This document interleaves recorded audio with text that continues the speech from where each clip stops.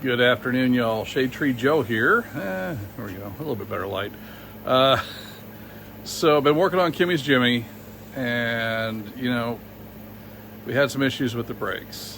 I took it for a very short test drive. Didn't even go ahead and set up a tripod or anything. Got it down the driveway, got it out in the street, did a little burnout action, and hung up the left front caliper in a hurry.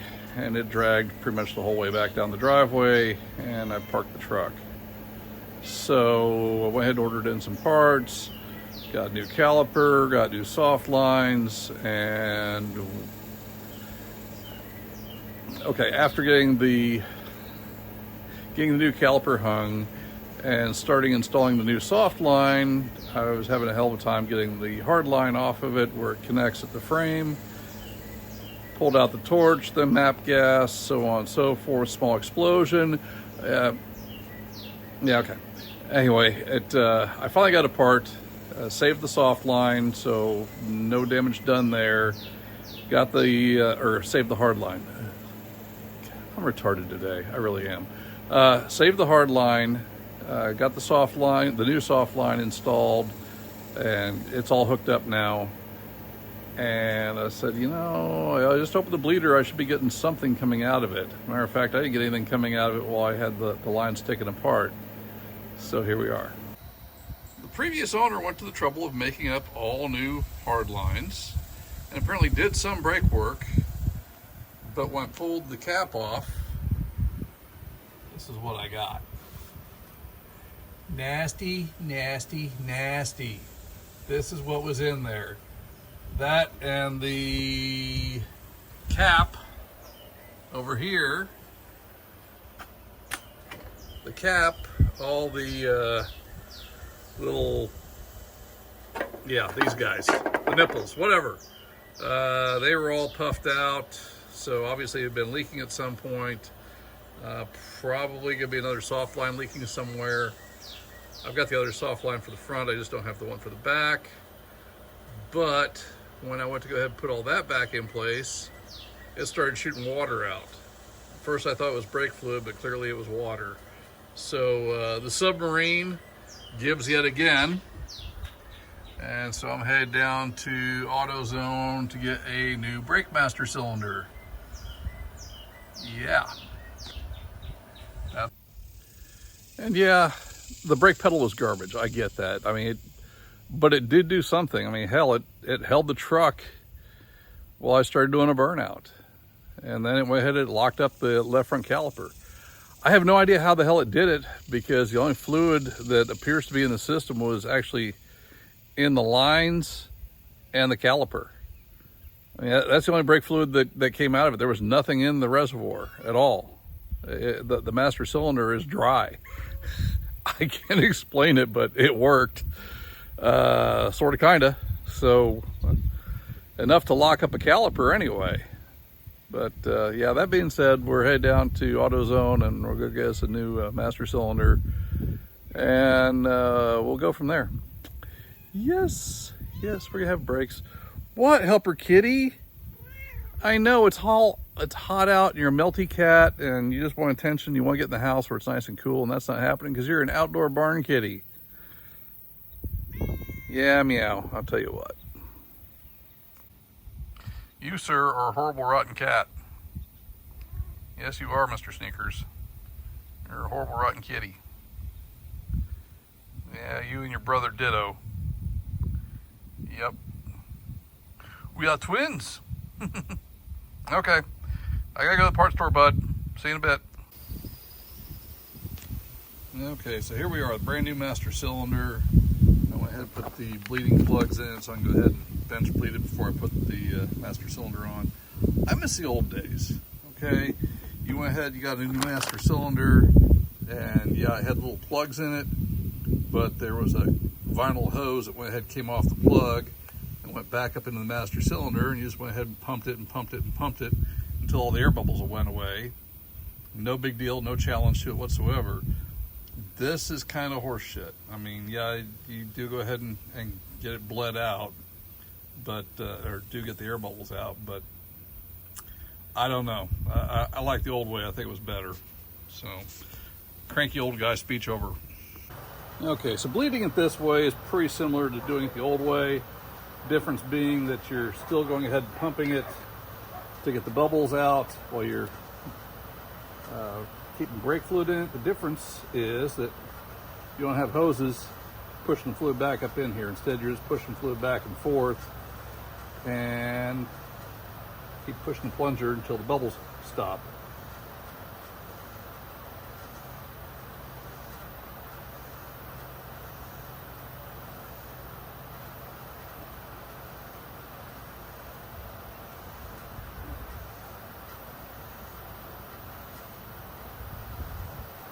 You know, the idea is you want to go ahead and get the air out of the system as much as possible. So when you go ahead and connect your hard lines to it, there's not that much air to go ahead and bleed out of the system. And this part will actually pump fluid through the system rather than air through the system. Pretty good bubbles here. Oh, there we go. Starting to get a fluid geyser.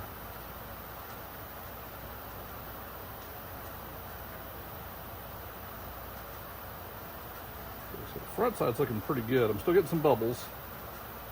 The back side's a much smaller cylinder, so it doesn't move as much, but it does still get some air through it.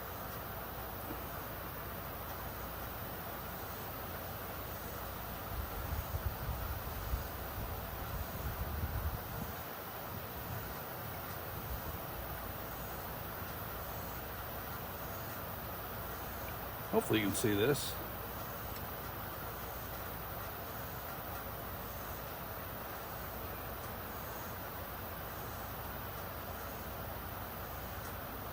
So I've got a pretty good little geyser of fluid off the front side. I'm still getting air bubbles in the back.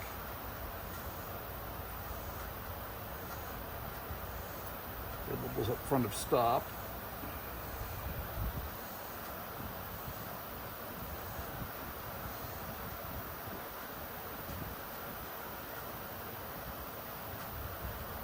So every time I go ahead and push the piston, I'm getting about maybe 2 bubbles at the back side, and still going ahead and getting my little geyser at the front, but I'm not getting any more bubbles up the front.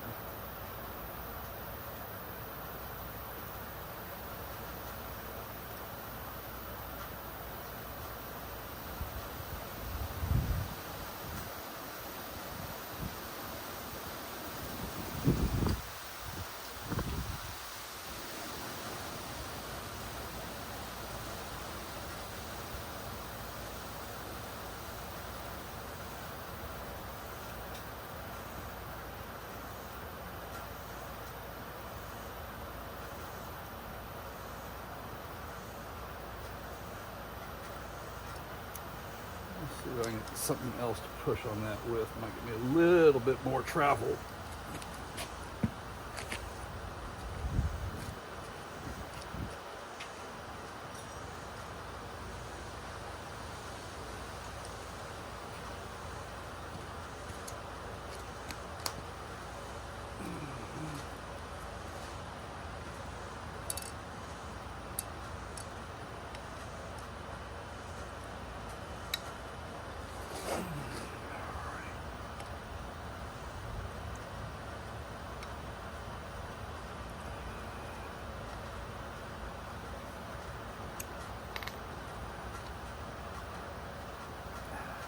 Feel good either.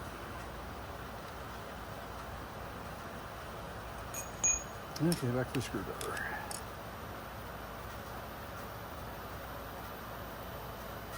We're getting little bubbles on the back.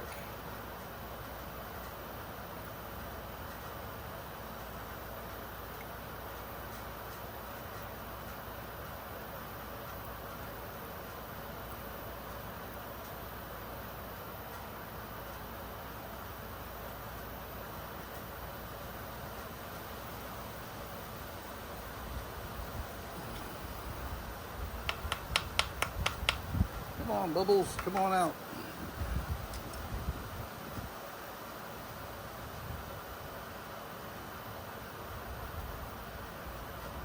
It's like one double per pump on the back.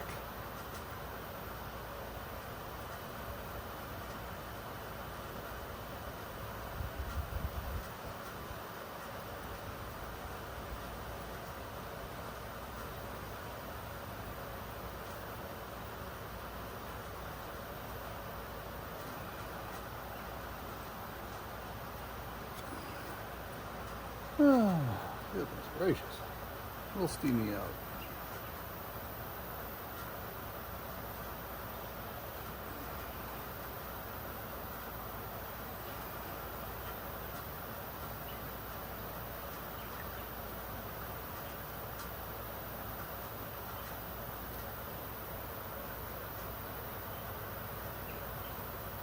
I don't mind doing brakes, but this part of it just kind of sucks. So I miss the old school way of doing it.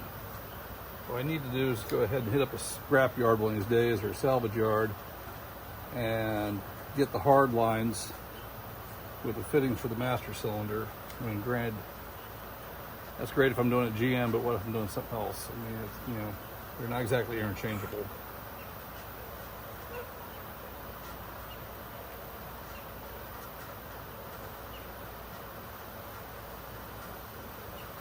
Tiny bubbles in the brake fluid.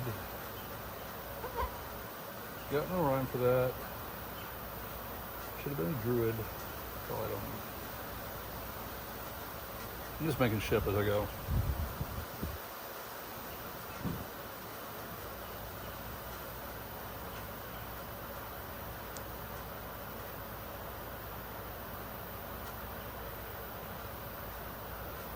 This great big geyser up front, and I get little popcorn fart bubbles here at the back.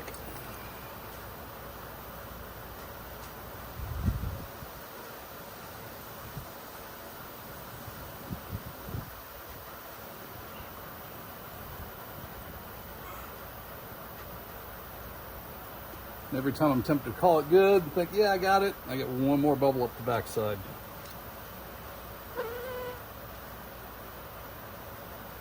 Like that.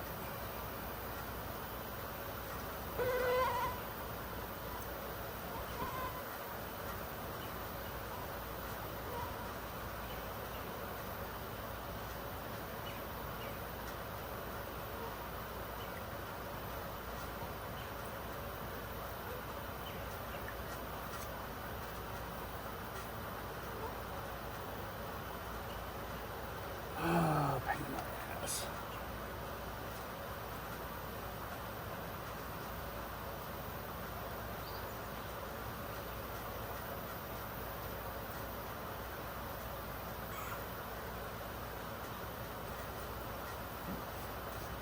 Brake fluid for me.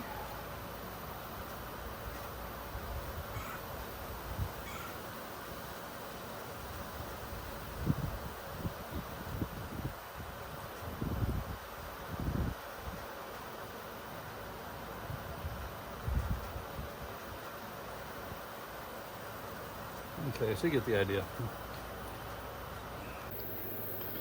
All right, so after 15 ridiculous minutes of bench bleeding that pain in the ass master cylinder, I think I've got it. Front side bled out, cleared out really fast. Back side took forever. Just pain in the ass. Pain in the ass. So now I'm ready to go ahead and break these lines loose and pull this filthy little bastard off of here and put the new one on. And then I've got a soft line up front on the passenger side to replace. Haven't got the new caliper for that side yet. I probably should get one, but you know, it didn't lock up. Of course, that doesn't mean shit now because apparently there wasn't any fluid in the system. So that might be why it didn't lock up yet. Yeah, so we'll see. Okay, so the good news is neither one of these has given me a hard time. I didn't need the line wrench for them, so that's good.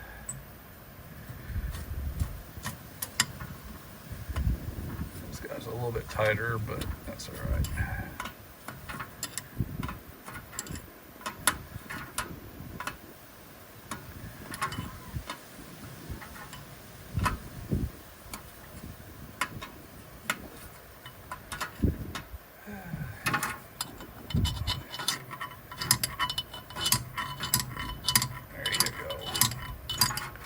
All right, it's both of those. You guys are 5/8. You're next. So I think I know where all the brake fluid went out of this thing.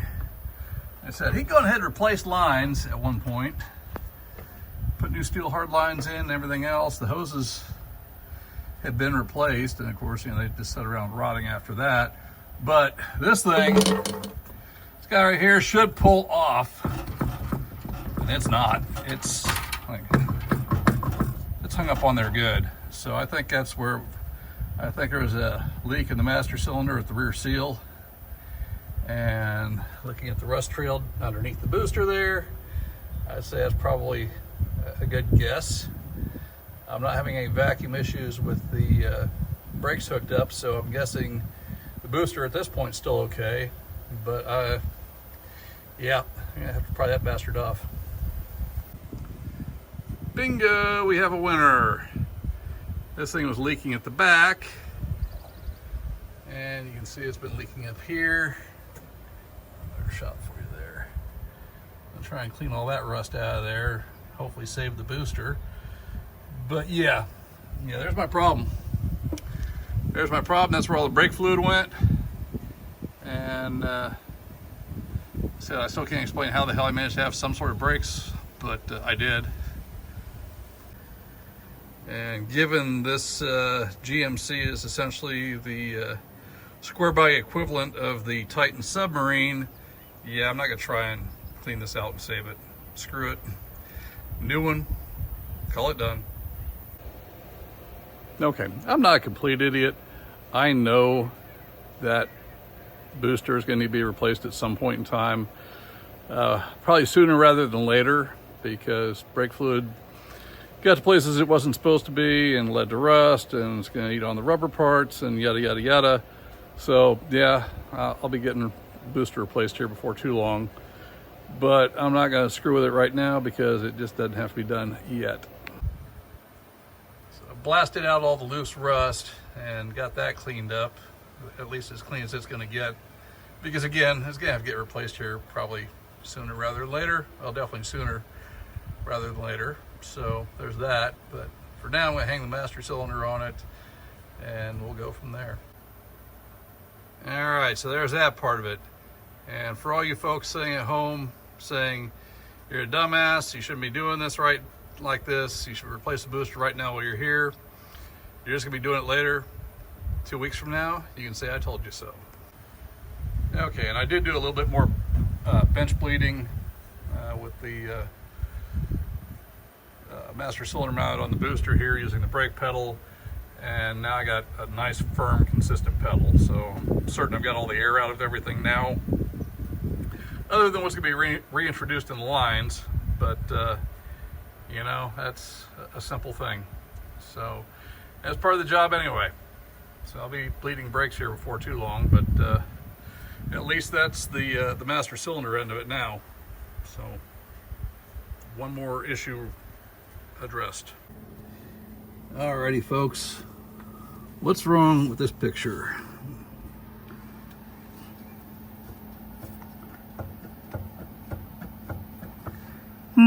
There's a bolt missing. Might be important. Nah, it's optional, we won't need it. That's why there's two. Alright, so here we are, new day, and we're working on the passenger side this time. And yeah, okay.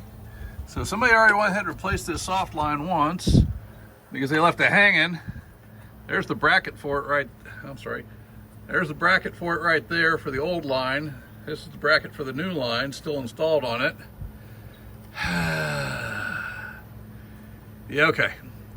So he did that kind of half-assed trash, and then as we saw yesterday, come over here.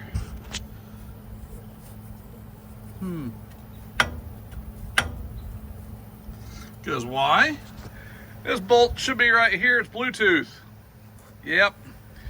The old Bluetooth caliper bolt, because you know, it's got two, but you really only need one. So yeah, here we go. Okay, so as I was taking out the other caliper bolt, the remaining caliper bolt,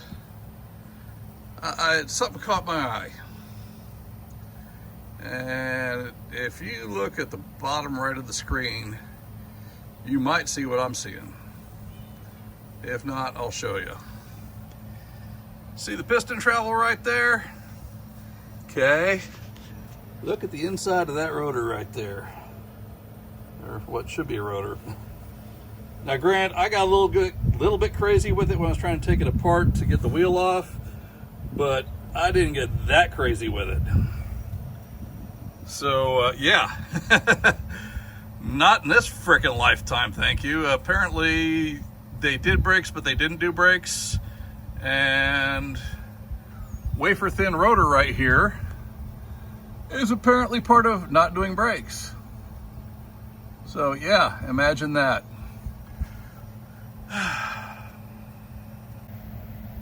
Looks like another trip down to the auto parts store is coming up real fast. The other side, rotor was good, had brand new brake pads on it. Well, new when they were installed and not hardly used at all, but then the caliper locked up on me because I was farting around with it and, you know, whatever. But that rotor was good.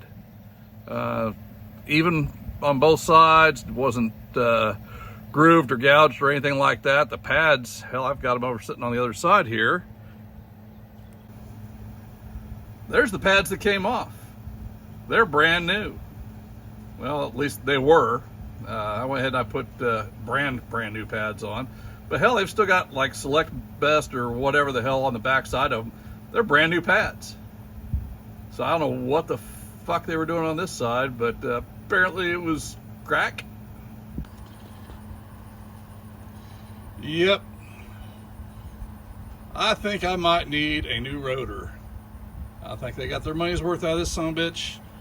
And yeah, that's all that's left now. Yay! So I guess Stevie Wonder must have QA'd this shit, because these pads are damn near brand new also, in spite of having no frickin' rotor. Hey, I got an idea. Let's just go ahead and install new pads on it anyway. It'll be fine. And then for those of you thinking that maybe, just maybe, that upper caliper pin bolt was stripped out on the spindle, no, it's not. I just went ahead and used one of the old caliper bolts and lots of WD-40 and chased the threads out nice and clean. It works like it should. So no, it's not stripped. They were just more retarded than me. And I will say I was really anticipating finding a nail or something else in here holding the castle nut on, but it's actually got a proper cotter pin. Why does it have a proper cotter pin? Because they never took the damn thing apart in the first place. It hadn't been serviced at all. Safe to say this probably has another 25,000 miles or so. I mean, yeah, it's weight reduction a little bit. It's reducing itself, see, just like that. That's weight reduction. That's speed. That's your top end. That is minimizing your ET, okay? Your 0 to 60 is gonna go down by at least 3/10 just by this weight reduction. So keep that in mind. But yeah, good 25,000 miles more to go. I think we're solid with this. I'm gonna put this back on. Okay, so here's the deal. China's on wants about 50 bucks for a AC Delco rotor, but it won't be here till Friday. I ain't got no time for that. I mean, you know, I got a day off today, I got a day off Tuesday, and it won't show up until my next day's off start. And I got other stuff I want to get done. So yeah, that ain't gonna happen. Local parts store, they want the 100% want it now tax. So after 50 bucks for AC Delco, or a local price of 100 bucks, yeah, we're not doing that. We're gonna fix it. We're gonna fix it good. Okay, so I don't have a plasma cutter. Yeah, shit happens. What I am gonna do though is I've got some 3/16 flat stock. I have Mr. Lincoln and I have Mr. DeWalt. We're gonna make a brake rotor. Go ahead and take this 3/16 plate and Mr. Wire Feed here. We're just gonna go ahead and weld it around the edges of the rotor, just cut in sections, and use the death wheel right there. And we'll just go ahead and trim it off until it's round. 2 layers ought to be equal to the thickness of the other side of the rotor, more or less. And since I've still got plenty of base metal right here, I can go ahead and just weld right along the edge, inside and out. And like I said, we'll just use the death wheel there to trim it off and make it round. And then we'll go ahead and put the flap disc on there to go ahead and true it all up. And that's how we're going to fix this. This is going to be good. This is going to be real simple. I figure I should be able to go ahead and knock this out in about an hour. Yeah, that'll work.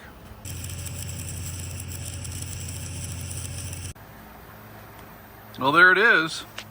What do you think? I mean, I think I did pretty good. You know, I mean, it's okay. It'll work. I got a flat spot over there. I don't know how I managed to accomplish that, but okay. So I'll have to come back and address that. But through the miracles of I'm lying out my ass technology, it's done. Yeah, I didn't go ahead and make a new brake rotor from scrap metal. Who knew? Time to go ahead and repack the wheel bearings.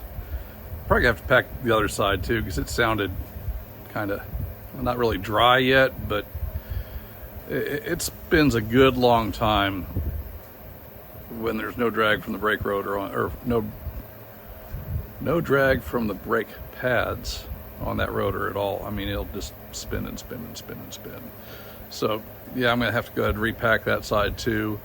Not my favorite job. It's a messy job, but it needs to get done nonetheless. And so, I mean, the bearings on that shitty ass rotor still appear to be good. You know, they're not sloppy. So you know, I don't think they're original, but at least the previous ass clown didn't get a hold of them. Let's put it that way. Okay, so there we have it. My homemade, brand new, yeah. My brand new, just bought it at the damn store, paid 100% markup for it because I wasn't going to wait around a week for a part to come in. Brake rotor is on. I just need to go ahead and get a new cotter pin out. Gee, look at this. Ouch. Watch me smash my finger. See, that's how it should be when the bearing preload is right and the bearings are properly packed. The other one, like I said, it'll spin and spin and spin and spin. So I need to grease that one also, repack the bearings on it, and probably should have done it yesterday, but I was getting kind of tired after dicking around with that hard line that was stuck. So anyway, we're gonna go ahead and get that put back together, deal with the hard line going in the soft line on this side, replace all of that, get rid of this guy up here, bolt in the new proper soft line, and hang the new caliper with the new pads. And this side will be 100% new. The other side's only about 75% new because I didn't replace the rotor. And, okay, yeah, you're supposed to replace them in pairs ideally, but yeah, okay, didn't happen. And a 100% markup, it's just not gonna happen. Sorry, I'm just that guy. Okay, since I couldn't find a proper nail to secure the castle nut and make sure things stay put, I went ahead and I broke out the cotter pins.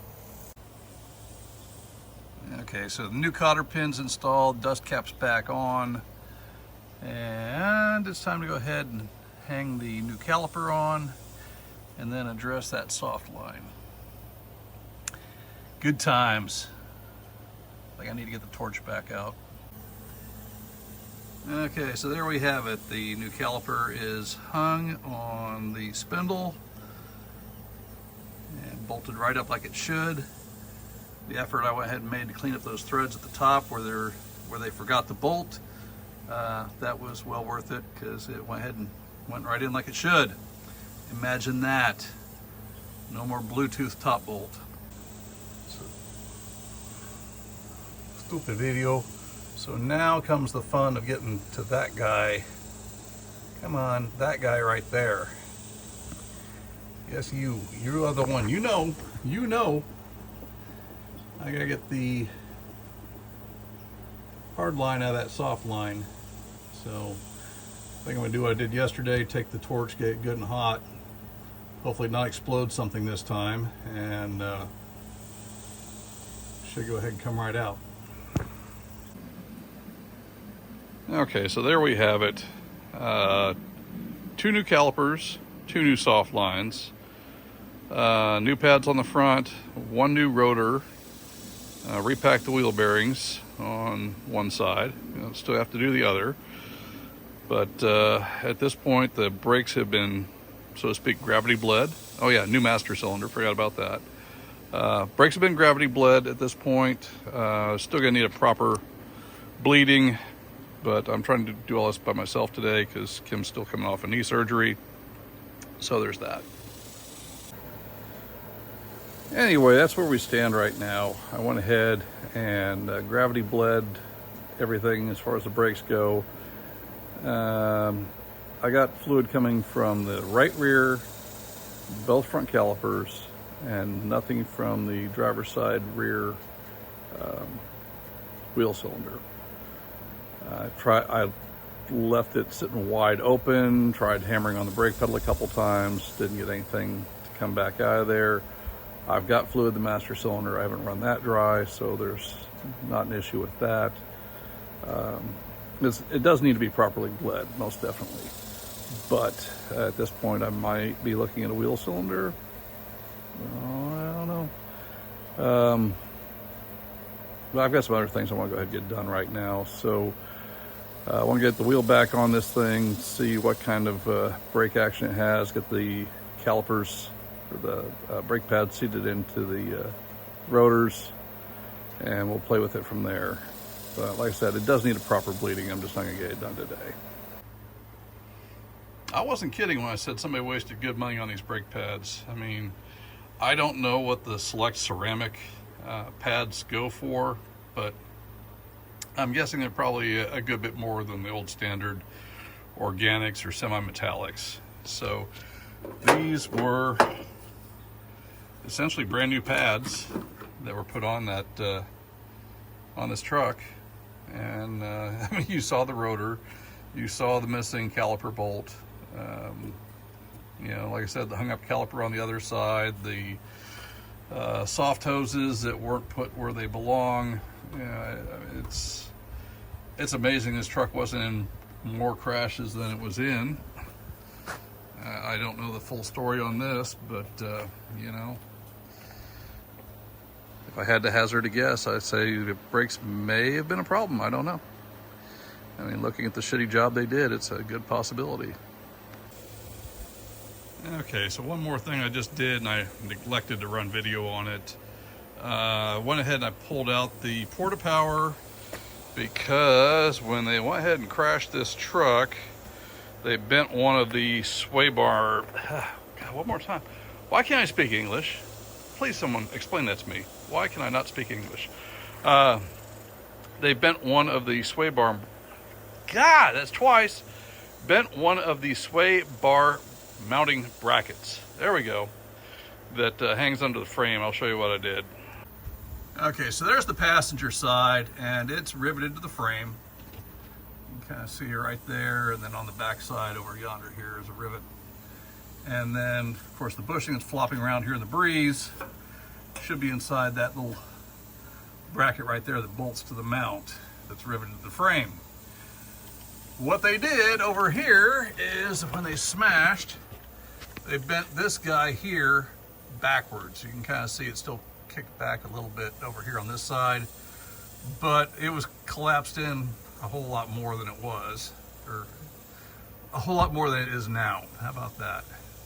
So I went ahead and I pulled out the Porta Power and the duck-billed platypus and stuck it in here and put 4 tons of pressure on it and straightened it out for the most part. It's livable. I mean, in a perfect world, I go ahead and cut the rivets out, hammer this thing back out straight, and then from there go ahead and bolt it back to the frame. But I think in reality, it's pretty doggone decent. Unfortunately, there's not enough room on the backside here between this side of the bracket and the frame to put the Porta Power in and give it a push and straighten it up some more. But I think in reality, it's pretty damn decent. It's a whole lot better than it was, and I don't think it's going to affect the handling that much. If it does, I'll go ahead and cut that thing loose and either straighten it up with a hammer and some anvil time, or I'll just go ahead and find one from a wreck or a donor truck and cut it off and bring it back here and use it. Okay, so here we are. Brakes are super sketchy, but they're here, and here we go.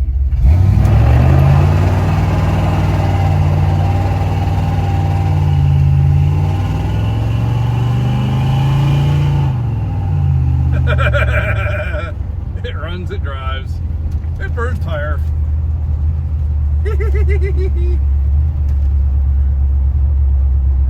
Yep, Kimmy's Jimmy burns the tire. A little bit of one wheel peel, but so what? I'll do this one more time, see if I can't break something now. Come down here in front of my place, right in Ed's. There we go.